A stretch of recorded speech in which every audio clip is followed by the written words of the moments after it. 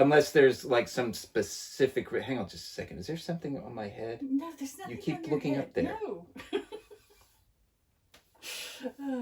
Your head is fine. Be careful. I'm Melissa. I'm Taylor. And this is our Cinema Romance.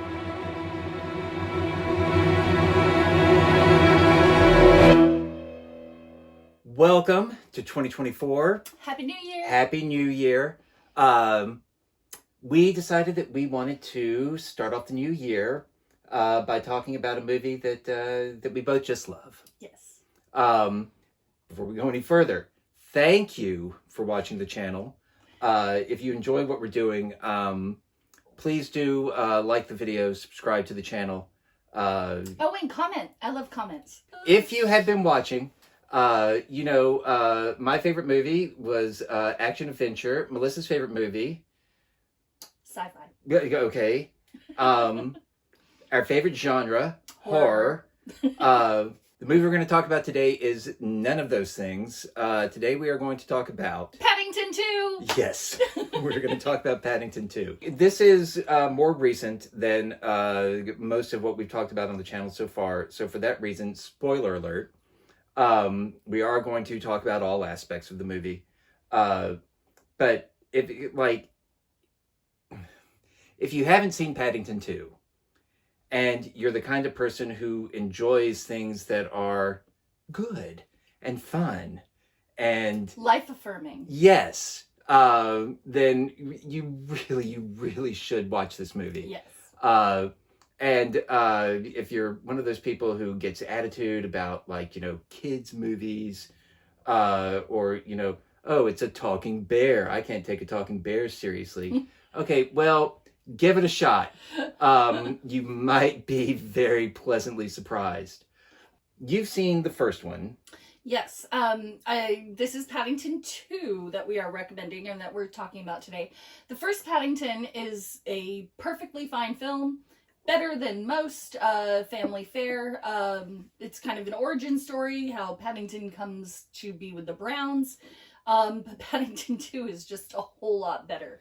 So that's why we're talking about Paddington 2. But as long as you know the main thing is that Paddington he's a bear, grew up in the forest. Yes, and he's been adopted by this family, the Browns. None of the humor, none of the situations derive directly from the fact that he is a bear. Yes. If anything, Paddington, the fact that he's a bear, is secondary to the fact that he is young. If anything, he is a child. That is kind of his learning curve. I think, and I think he's the best part of being a child. Everything Paddington does is sort of how you picture childhood, or how you want childhood to be. So, okay. Quick synopsis. Paddington, before he moved to London and joined the Browns, he lived with his aunt and uncle. His Aunt Lucy always had a dream of seeing London, which Paddington cannot afford to bring Aunt Lucy to London, so he wants to give London to Aunt Lucy. And the way he determines to do this is by buying this pop-up book. But it's a really nice pop-up book. So he has to take odd jobs so he can afford this pop-up book. One of the people who lives on his street is a character played by Hugh Grant. Hugh Grant plays a sort of washed-up stage actor who realizes that the pop-up book actually contains clues to a secret treasure. He comes up with a plan to steal the pop-up book, which he's able to do, and at the same time, frame Paddington for the theft. The second act of Paddington is Paddington in jail. Paddington ends up befriending some of his fellow inmates. So at the end of the second act, Paddington and his friends escape. The third act is Paddington getting to help clear his own name, catch the criminal along with his family. They get to do it together. And we get some surprises, of course, because everything about this movie is just a delightful surprise. And end of the story, comes full circle, and Paddington, instead of being able to give the pop-up book to his Aunt Lucy, basically all of his friends and family and people that love Paddington have pitched in to bring Aunt Lucy to Paddington.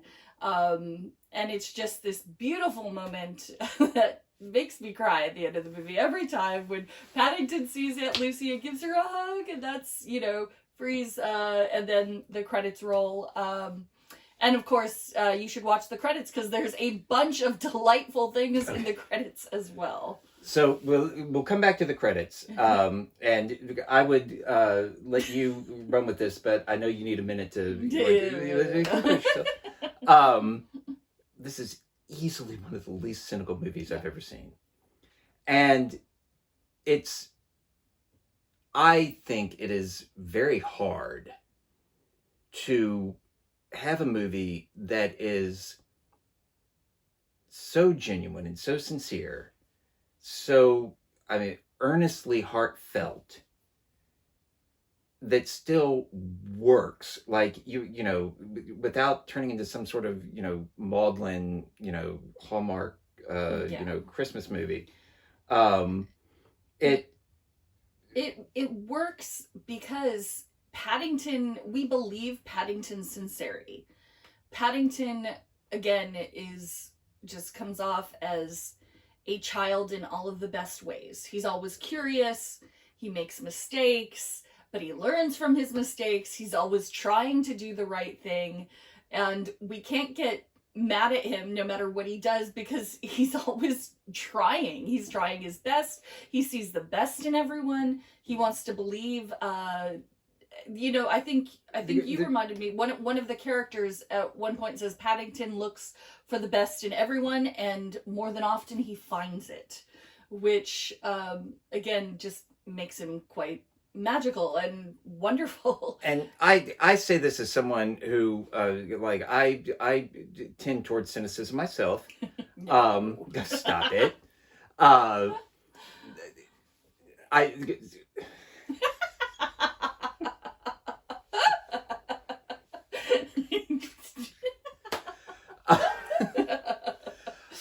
Some of my favorite movies are deeply, deeply cynical films. Election, Wag the Dog. Paddington is on the whole other end of the spectrum.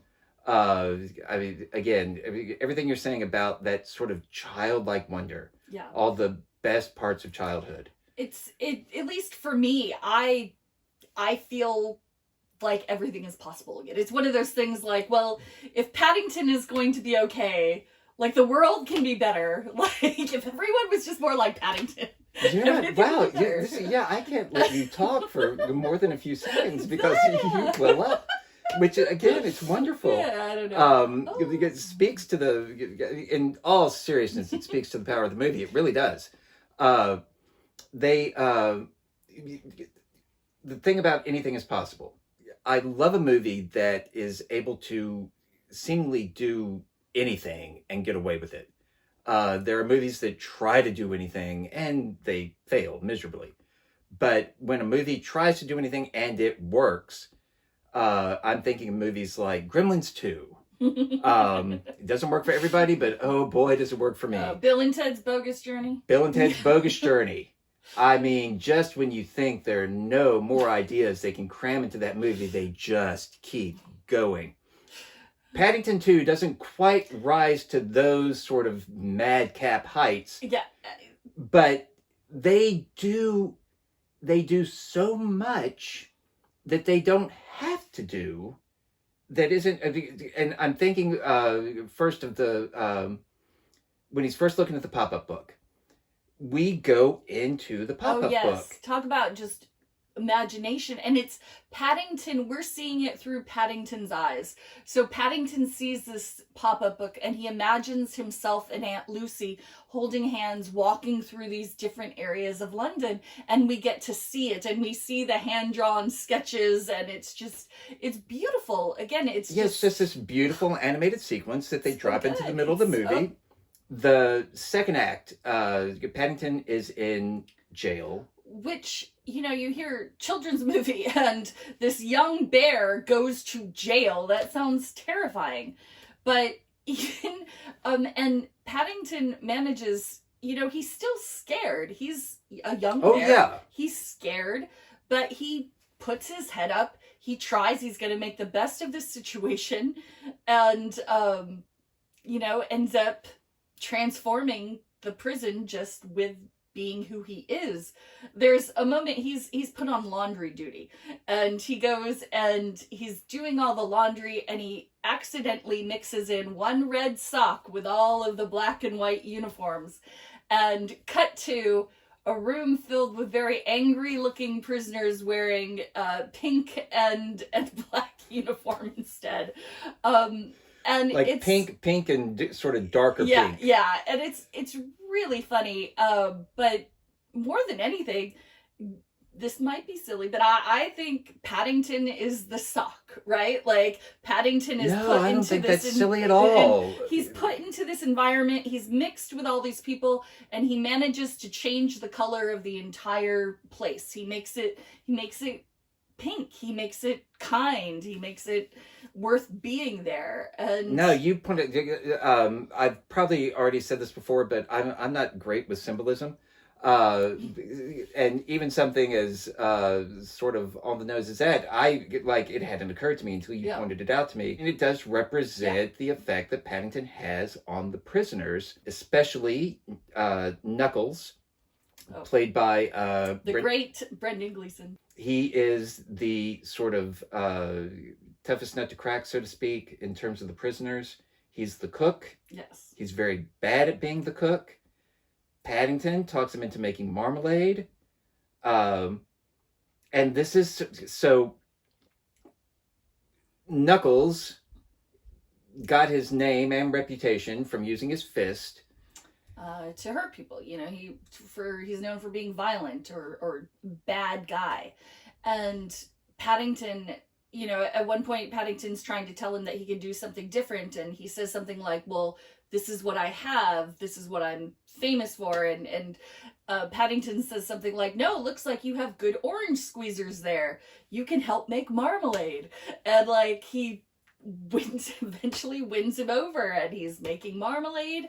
And again, at the end of the movie, Paddington's just handing him oranges, and it, you know, yeah, one squeeze, and it is drained. Yeah. So his strong hands are good for more than just something violent, and Paddington shows him that. They managed to fashion a hot air balloon out of various scraps of cloth sheets, you know, that they are able to get their hands on around the prison. So they escape in a hot air balloon. And it's another one of those just wonderful, beautiful sequences where... Over the London sky and this, like, lighted up hot air balloon just floating over. Yeah, this, like, patchwork quilt of hot air balloon floating over Parliament and, you know, past London Bridge. And it's just this beautiful, beautiful sequence. But the inmates, you know, they originally said, you know, they were going to help him clear his name. They, you know, once they're out, they say, look, you know, we wanted to get you out, but we can't help you. We got to go. Exactly. And come with us. Which sets up what I think of as the Han Solo moment, when Paddington does find himself in significant peril. He is trapped in a train car underwater. Water is pouring in.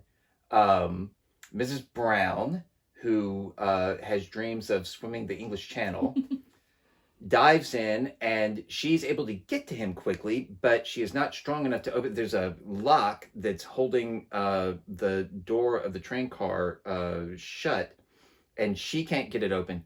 Paddington can't get it open, and that's when Knuckles comes in, Yahoo, Han Solo style, and uses those... We see his strong hands again, and again he's breaking the lock to save Paddington's life. Exactly. So yes, not just violence, but actual healing. Yes. But of course, despite all the brilliant like performances, we can't not talk about the brilliant antagonist. Yes. So the villain of the piece is played by Hugh Grant. As we mentioned, Hugh Grant is a washed-up stage actor. And this is something... Okay, so he has an attic in his house that contains mannequins that are wearing the costumes of different characters that he has played. Yes. And at first Hugh Grant begins speaking to them, but then he very quickly starts speaking as them, and we end up with these close-ups of like mannequin heads wearing, beard or funny hat. He's talking to Hamlet, and then all of a sudden Hamlet's talking back to him, and yes, it's kind of if you're a theater person, it's kind of fun to guess like, oh, which character is that? Hugh Grant is having the time of his life. Oh yeah, he gets to wear a lot of the outfits that you see in the attic. We actually get to see him running around London when he's going on his treasure hunt, following the pop-up book to find this treasure. And it's hysterical. Like, and he's so funny. But he plays it straight enough that it's like you believe that this guy is like, he's not... You believe that this person is that over the top. Yes, exactly. It's not that the performance is over the top. This human being, yes, is like, this is how big he is in life. Yeah. So the movie ends. They are able to bring Aunt Lucy to London, and we fade out on this beautiful heartfelt embrace between Paddington and his dear Aunt Lucy, and it's just, cute tears, and then we get another present from the director. the credits begin, and we have they tie up some not so much story threads, but they put a bow on some of the character arcs. Yes. The whole family, the four main characters in the family, each have their own arc in this film. Yes. Also, just tied in perfectly. That through helping Paddington, they each kind of get to go on that journey. Mrs. Brown wants an adventure, and Mr. Brown is going through a midlife crisis, and he gets to prove himself. And the kids, there's a girl and a boy, and each of them are on their own thing, and they both get to in helping Paddington, they get to their next level. So it's all very fulfilling. And we learn a lot about that, or we learn a lot about how those arcs are resolved in the credits. But then we get to Hugh Grant. And the last actual scene in the movie is this incredible musical number. Like, the prison... Oh, Hugh Grant is... We see the judge, and the judge sentences Hugh Grant to 10 years in prison, and, he says, I hope you learn from that, and Hugh Grant says, I shall. And then we see Hugh Grant in prison. It's, the uniforms are still pink. Yes. It still has a lot of the flourishes that were added while Paddington was there. Because Paddington made the whole prison better, of course. And now Hugh Grant, it's this incredibly choreographed, like Berkeley Busby-esque. Berkeley-esque. Oh my god! When I was saying it, I was like, Berkeley. Busby. Okay. Sorry. Busby Berkeley-esque number. That closes the movie. Yeah. And it ends with Hugh Grant making a joke about he just needed... All he needed was a... captive audience. It's awesome. It is awesome. So good. And this is a movie that kids can absolutely watch. It does not fall into the... I wouldn't even say it's a trap. But it's just sort of the laziness of some writers think that in order to make a movie appealing for kids, it has to be like scatological or lowest common denominator. It is not that. It is not that at all. No. But still a movie that kids enjoy, a movie that obviously adults enjoy as well. Um, and if you're looking for something to sort of get the new year started off right, yeah, I think you'd be hard pressed to find something better. Yeah. I think it's a great movie to start the year on, and I'm really happy we got to rewatch it before we shot this. But thank you guys so much for watching out there, and if you enjoyed, please like and subscribe, and tell us what you think. Would you like the movie? Have you seen it? What's another family film that you love? Yeah, or just when you are looking for that kind of a pick me up from a An movie, uplifting movie. yeah. What is your go-to? Yeah. We'd love to hear about it. So for now, I'm Taylor, I'm Melissa. and this is our cinema romance.